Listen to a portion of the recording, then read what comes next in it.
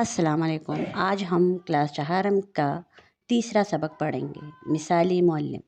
حضرت ابراہیم علیہ السلام نے بیت اللہ کی دیواریں اٹھاتے ہوئے دعا کی تھی، اے رب، ان لوگوں میں خود انہی کی قوم میں سے ایسا رسول بھیج دے جو انہیں تیری آیات سنائے، ان کو کتاب اور حکمت کی تعلیم دے۔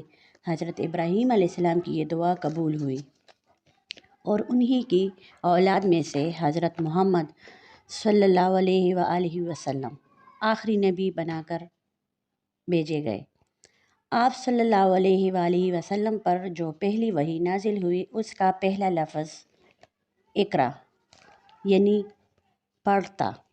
اس کے بعد آپ صلی اللہ علیہ وآلہ وسلم تعلیم و تربیت کے ذریعے سے انسانوں کی زندگی میں ایسی تبدیلی لائے کہ تاریخ میں جس کی مثال نہیں ملتی۔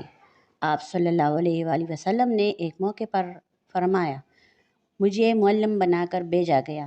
آپ صلی اللہ علیہ وآلہ وسلم کے تعلیم کے اصول آج بھی مؤثر ہیں۔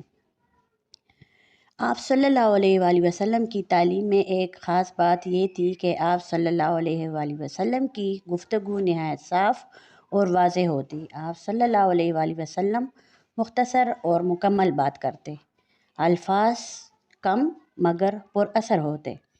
آپ صلی اللہ علیہ وآلہ وسلم نے فرمایا، بہترین علم وہ ہے جو نفع بخش ہو۔ اوپر والا ہاتھ نیچے والے ہاتھ سے بہتر ہے۔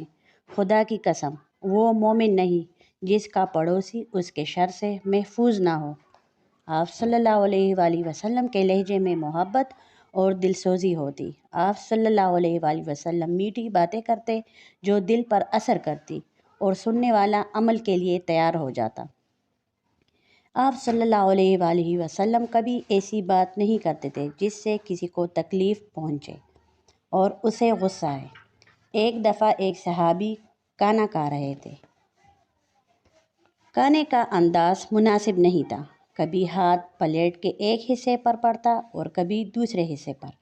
آپ صلی اللہ علیہ وآلہ وسلم نے یہ منظر دیکھا تو فرمایا، جب تم کھانا کھاؤ تو بسم اللہ پڑھ لیا کرو، دائیں ہاتھ سے کھانا کھاؤ اور اپنی طرف سے کھایا کرو۔ ان حضرت محمد رسول اللہ خاتم النبیین صلی اللہ علیہ وآلہ وسلم سوال و جواب کے ذریعے سے بھی صحابہ کرام کو دین کی تعلیم دیتے۔ ایک مرتبہ صحابہ رضی اللہ تعالیٰ